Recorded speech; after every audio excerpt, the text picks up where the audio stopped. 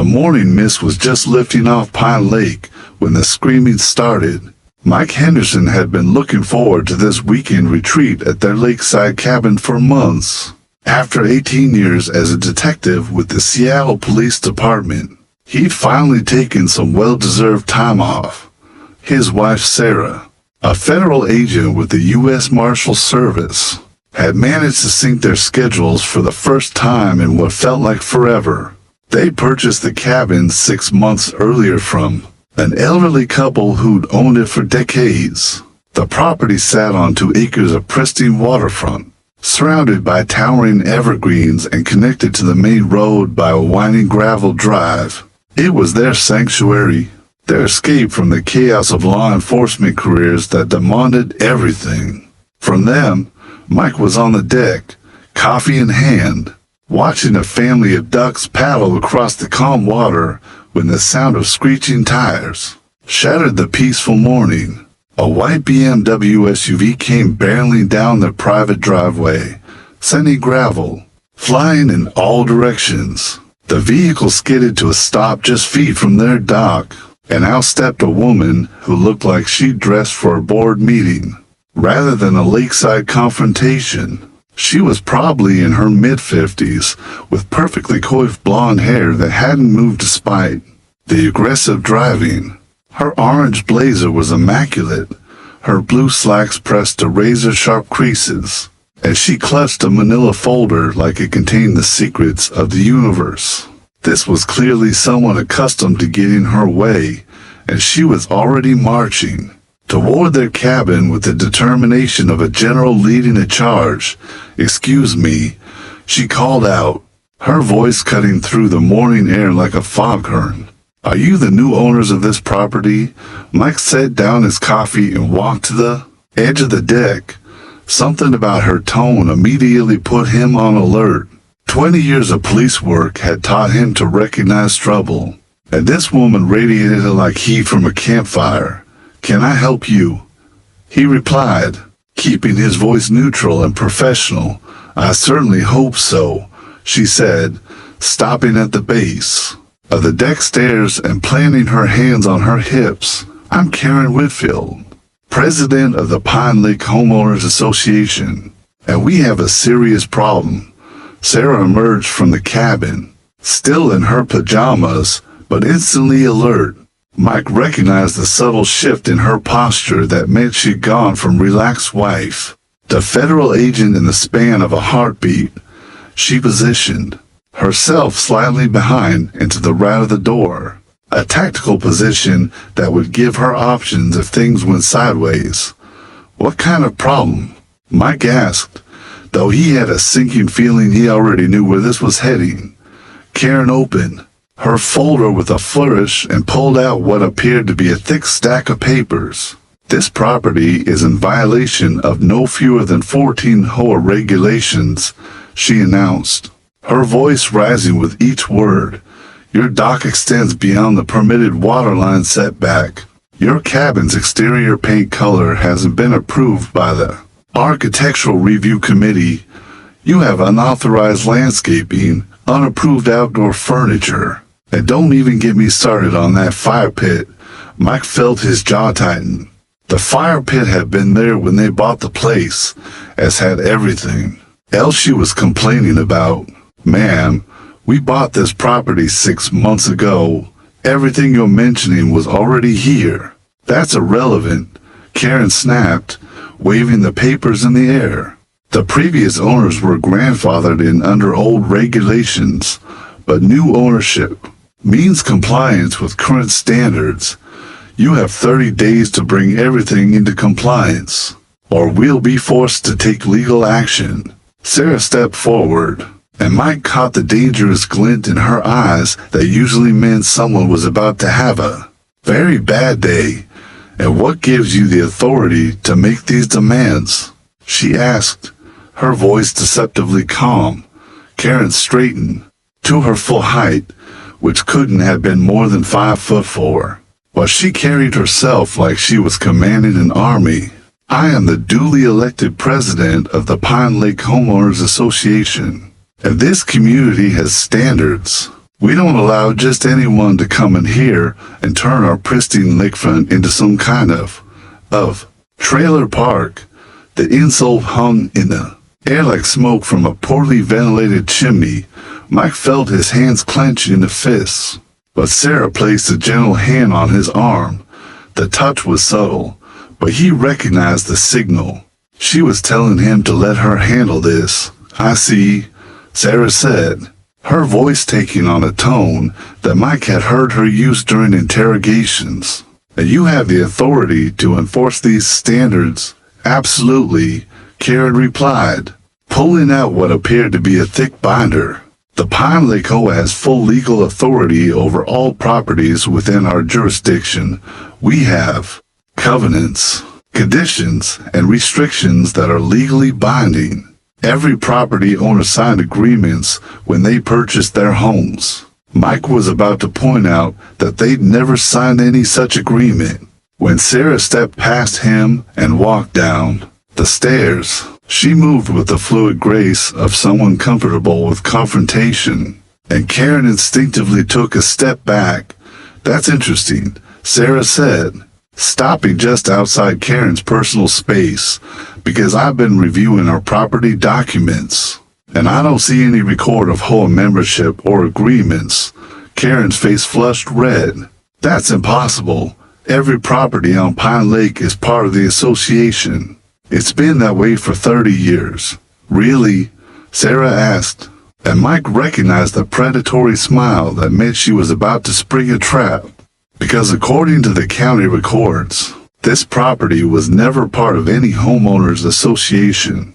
In fact, it appears someone has been collecting dues and issuing violations without any legal authority whatsoever." The color drained from Karen's face so quickly that Mike thought she might faint. She clutched her folder against her chest like a shield and took another step backward.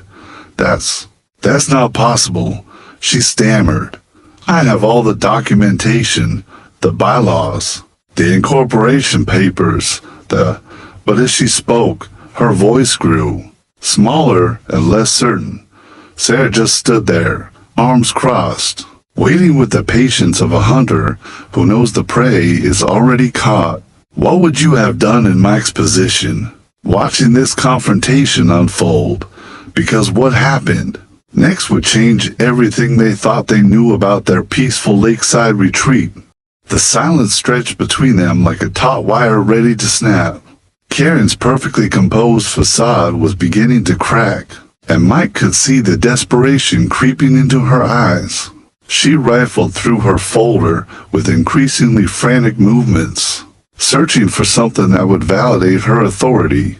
"Here," she said, pulling out a laminated document, the original HOA charter from 1993, signed by all the founding members of the Pine Lake community. Sarah accepted the document with the careful attention of someone who had spent years examining evidence. Mike watched his wife's expression shift from mild interest to something approaching amusement as she studied the paper. "This is fascinating," Sarah said, holding the document up to the morning light. "Tell me, Karen, do you know what watermark paper looks like when it's held at this angle?" Karen's confidence seemed to evaporate like morning mist. What do you mean?" Official documents from 1993 would have specific watermarks, particular paper stock, certain types of ink that were standard for legal documents of that era, Sarah explained, her voice taking on the tone of a professor delivering a lecture. "This document was printed on standard office paper, probably within the last few years based on the print quality." Mike stepped down from the deck to get a better look. Even from his position, he could see what his wife was talking about. The document looked like something that had been created on a home computer and then laminated to give it an official appearance. "But that's impossible," Karen protested, though her voice lacked conviction. "I've been president of this HOA for 8 years. We have bank accounts, we collect dues, we have regular meetings." "From how many properties?"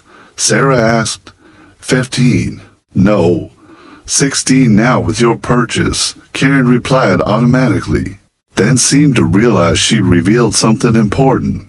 Mike felt pieces of a puzzle clicking into place. 16 properties out of how many total on the lake? Karen's mouth opened and closed like a fish gasping for air. The question hung in the morning air, and her inability to answer spoke volumes. Sarah handed the fake document back to Karen and pulled out her phone. According to the county assessor's website, there are 4 to 7 properties with Pine Lake addresses. So you're telling me that barely a third of the lake residents are part of this HOA? The others, they're not in compliance, Karen said weakly. They refuse to join. But that doesn't mean they're not subject to our authority. Actually, it means exactly that, Mike said, his detective instincts fully engaged now.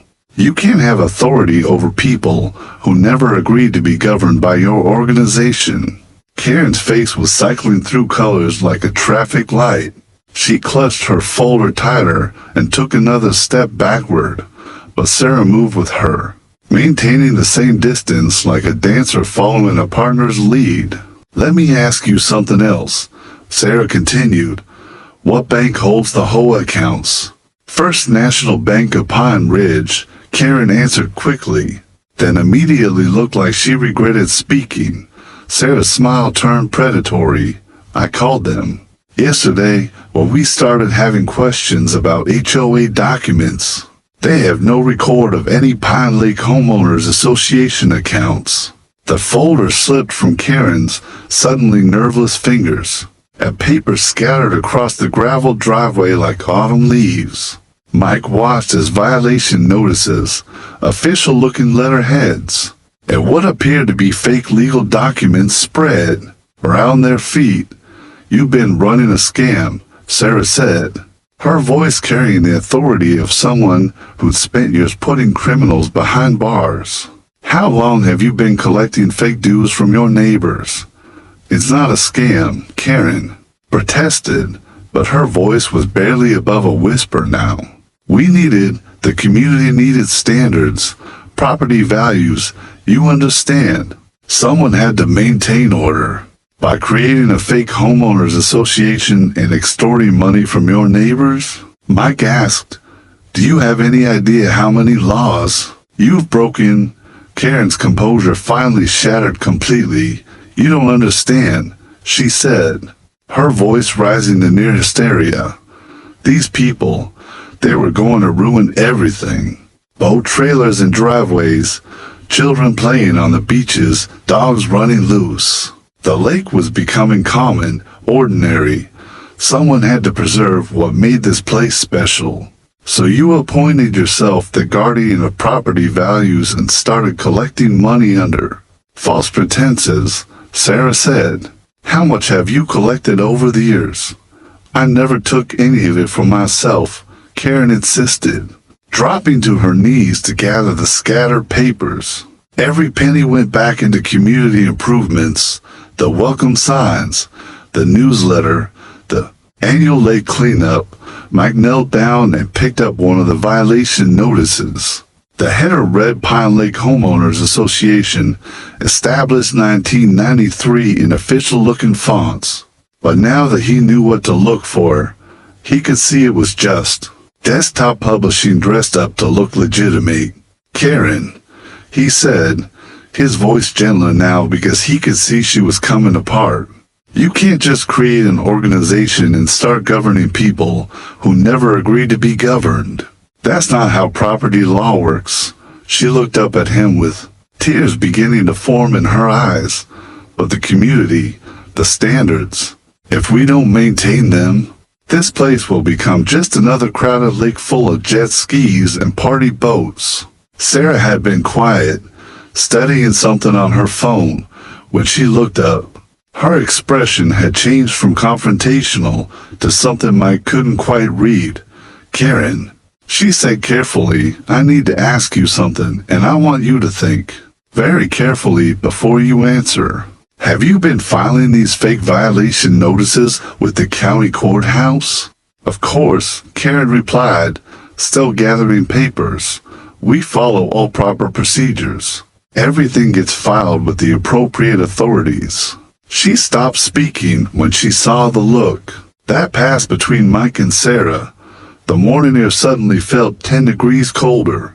"Oh no," Sarah said quietly, and Mike felt his stomach drop because he recognized that tone. It was the voice his wife used when a case had just taken a very serious turn. "What?" Karen asked, looking between them with growing alarm. "What's wrong?" With filing the notices, Sarah was already walking back toward the cabin, her phone pressed to her ear. Mike could hear her speaking in the clipped, professional tone she used when calling in backup or coordinating with other agencies. Karen remained on her knees in the gravel, fake documents scattered around her like the remnants of her carefully constructed fantasy. And that's when Mike realized the situation was about to get much more complicated than a simple case of neighborhood fraud. Because if Karen had been filing false legal documents with the county, what they were dealing with wasn't just a scam anymore. It was a federal crime. Sarah returned from the cabin with a determined stride that Mike recognized immediately. She was no longer just a wife dealing with an annoying neighbor. She was Agent Sarah Henderson of the U.S. Marshal Service, and someone had just crossed a line that put this situation squarely in her jurisdiction. "Karen," Sarah said, her voice carrying an official weight that made both Mike and Karen look up sharply. "I need you to stand up and step away from those documents." Karen remained frozen on her knees, papers still clutched in her hands. "I don't understand. What's happening?" Filing false legal documents with government agencies is a federal crime, Sarah explained, pulling a leather wallet from her back pocket.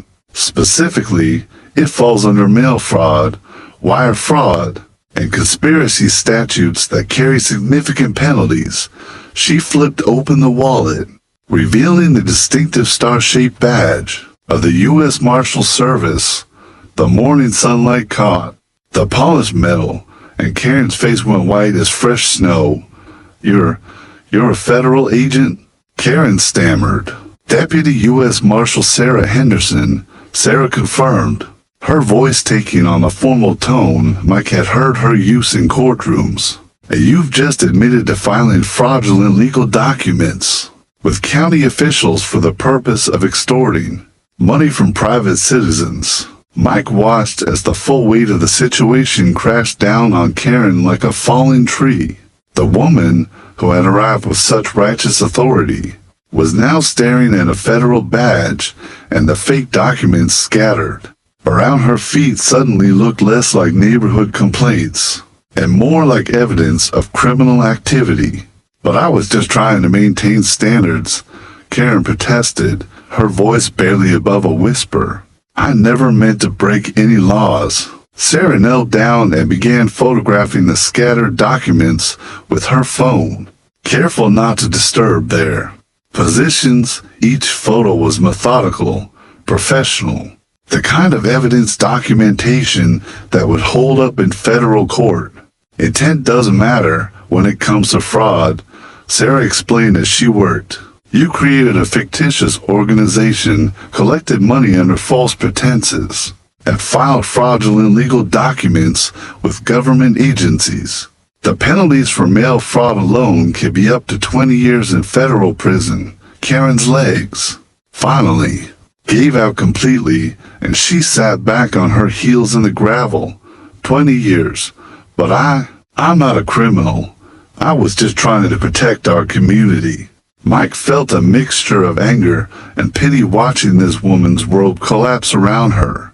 Part of him wanted to feel satisfaction after her arrogant arrival and insulting behavior, but seeing another human being face the destruction of their life wasn't something he could take pleasure in. "How many people have you collected money from over the years?"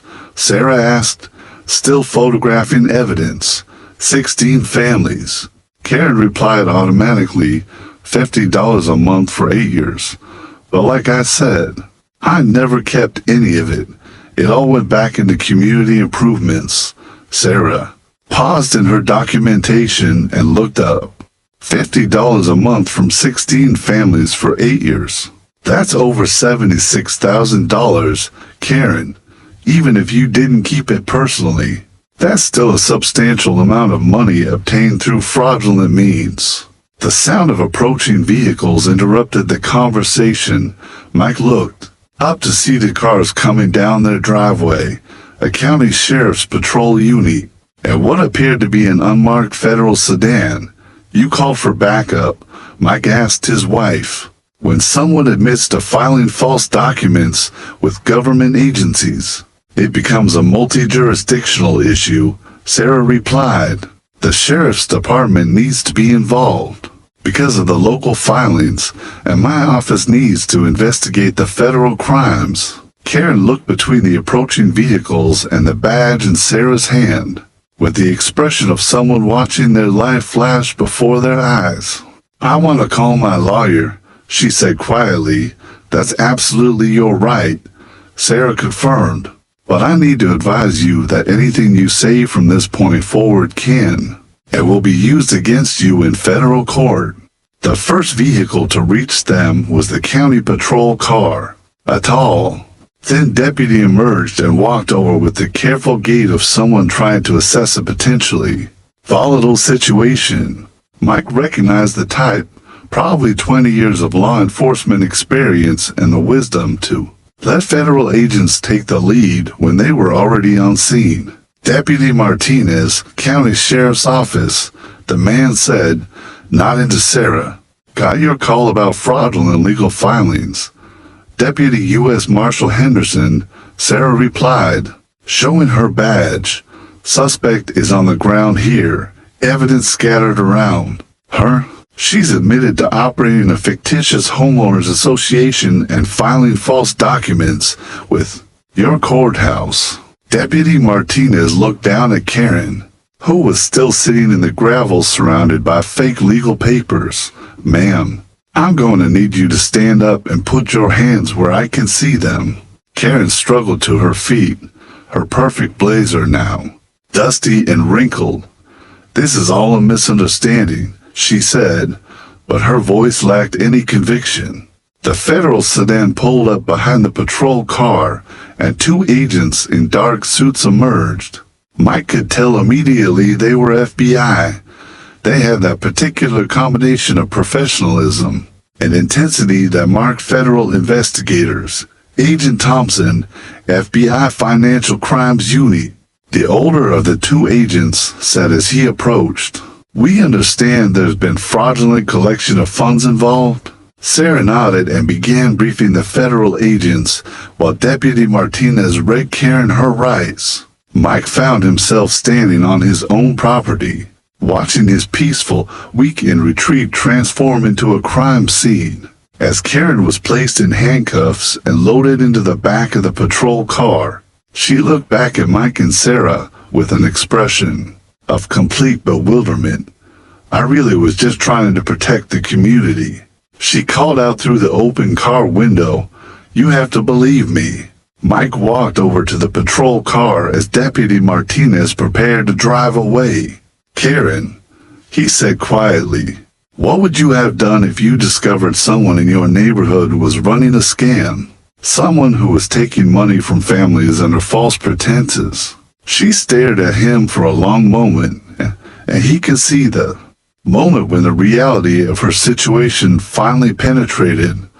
Her shoulders sagged, and she closed her eyes. "I would have called the police," she whispered Dot as the patrol car disappeared up their driveway. Sarah came to stand beside Mike on their deck. The FBI agents were loading boxes of evidence into their sedan, and crime scene tape now surrounded the area where Karen's fake documents had been scattered. "So much for our quiet weekend," Mike said, putting his arm around his wife. Sarah leaned against him and sighed. "Actually, honey, I think our weekend is about to get a lot more interesting." Because Karen wasn't working alone. The revelation hit Mike like a cold wave. "What do you mean she wasn't working alone?" Sarah pulled out her phone and showed him a series of text messages she'd been exchanging with Agent Thompson, while Karen was busy confessing to everything. The FBI ran a quick financial check.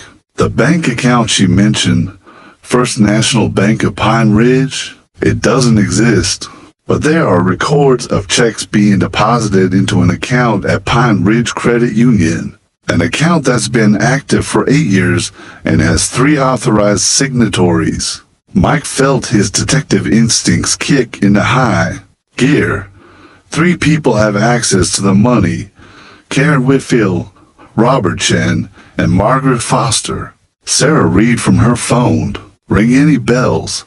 Mike thought back to their conversations with neighbors since buying the cabin. Foster, wasn't she the woman who brought us cookies when we first moved in? Mentioned she was on the welcoming committee, the same one who suggested we might want to get involved in community activities and gave us Karen's phone number. Sarah confirmed, and Robert Chen lives in that big colonial, the houses down from us. The one with the perfectly manicured lawn and the boat. That never seems to leave the dock. They've been running a coordinated operation, Mike realized. Karen was the face of the organization, the one who handled confrontations and collected money. The others provided legitimacy and helped identify targets. Sarah's phone buzzed with another message. Agent Thompson says they've already got units heading to both addresses. This is bigger than we thought, Mike. They've been targeting new residents, specifically people who wouldn't know the local history and would be more likely to believe in an established HOA. Mike walked to the edge of their deck and looked out. Over the lake, the peaceful water surface reflected the afternoon sun, and he could see other properties scattered along the shoreline. How many of their neighbors had been victimized by this scheme? The elderly couple we bought from, he said suddenly, the Andersons. They mentioned something about avoiding community drama where we were doing the walkthrough. I thought they were just talking about typical neighbor disputes. They probably knew exactly what was going on, but felt powerless to stop it. Sarah agreed. An elderly couple on a fixed income wouldn't want to get into a legal battle with neighbors who seemed to have official authority. The sound of vehicles approaching interrupted their conversation again. This time it was Agent Thompson returning, followed by 2 more FBI cars and what appeared to be a local news van. Agent Thompson approached their deck with the satisfied expression of someone whose investigation had just broken wide open. Deputy Marshall Henderson, we've got Robert Chen in custody. Found him trying to clear out the credit union account. Nearly $83,000. Margaret Foster is claiming she was just helping with paperwork and had no idea the whole wasn't legitimate. Do you believe her? Mike asked. Foster had detailed records of every new property purchase in the area for the past 5 years. Agent Thompson replied, complete with background checks, income estimates, and assessment notes about which new owners would be most likely to comply with HOA demands. She was running intelligence operations on her neighbors. Sarah shook her head in amazement. They turned neighborhood watch into neighborhood fraud. The news van had parked at the end of their driveway, and Mike could see a reporter and cameraman setting up equipment. Are we going to be on the evening news? Probably, Agent Thompson admitted. Financial fraud cases involving fake HOA letters are becoming more common, and this one's got all the elements that make good television. Fake authority figures, elderly victims, federal investigation. Mike's phone started ringing. He looked at the caller ID and saw it was Tom Bradley, who lived 3 houses down and had always seemed friendly. When they'd encountered each other at the marina, Mike, thank God you're answering. Tom's voice was excited and relieved. I just saw FBI cars leaving the Chen place and heard Karen got arrested. Please tell me this means what I think it means. The Pine Lake HOA wasn't legitimate, Tom. It was a fraud operation. I knew it, Tom said, his voice carrying 8 years of vindicated frustration. My wife and I refused to join when we moved here, and they've been making our lives miserable ever since. Violation notices, threats of legal action, neighbors avoiding us because we were supposedly non-compliant. We almost moved away twice because of the stress. Mike felt anger building in his chest as he realized the full scope of what Karen and her accomplices had done. They hadn't just stolen money, they destroyed community relationships and driven good people away from their homes. Tom, the FBI is going to want to talk to everyone who was affected by this. Can you help spread the word? Already on it, Tom replied. I'm calling everyone I know who had problems with the fake HOA. We're going to make sure the FBI has a complete picture of how many people were hurt by this. After ending the call, Mike found Sarah talking with the news reporter. She was explaining the investigation in general terms, while being careful not to compromise any ongoing legal proceedings. The important thing for people to understand, Sarah was saying, is that real homeowners associations have specific legal requirements. They need to be properly incorporated. They need actual bylaws filed with appropriate authorities, and they can only govern properties whose owners have explicitly agreed to be governed. You can't just decide to create an HOA and start collecting money from your neighbors. The reporter nodded and turned to Mike. As someone who was targeted by this fake HOA, what would you tell other people who might find themselves in similar situations? Mike thought about the question carefully, asked for documentation. Real HOA letters have incorporation papers, bylaws, recorded covenants, and legitimate bank accounts. If someone claims to have authority over your property, make them prove it. And if something doesn't feel right, call the authorities. That's what they're there for. As the news crew packed up and drove away, Mike and Sarah finally found themselves alone on their deck again. The afternoon sun was beginning to set over Pine Lake, painting the water in shades of gold and orange. So what happens now? Mike asked. Karen, Robert, and Margaret are looking at federal charges for mail fraud, wire fraud, and conspiracy. Sarah replied, the victims will likely get their money back, though it might take a while to work through the legal process. And I suspect there are going to be some very interesting neighborhood meetings in the near future, as people figure out how to actually govern themselves. Mike put his arm around his wife and pulled her close. You know, when we bought this place, I was hoping for peace and quiet. Sarah laughed and leaned against him. Honey, you married a federal agent and bought property next to criminals running a fraud operation. What did you expect? Good point, Mike conceded. But I have to ask, what would you have done if you were in Karen's position, if you genuinely thought your community needed better standards and leadership? Sarah considered the question seriously. I would have talked to my neighbors, found out if they were interested in forming a real HOA with real legal authority, built consensus instead of manufacturing authority, and if people weren't interested, I would have respected that decision and focused on maintaining my own property to the standards I wanted. Mike nodded. That was the difference between legitimate leadership and fraud. One required consent, the other demanded compliance.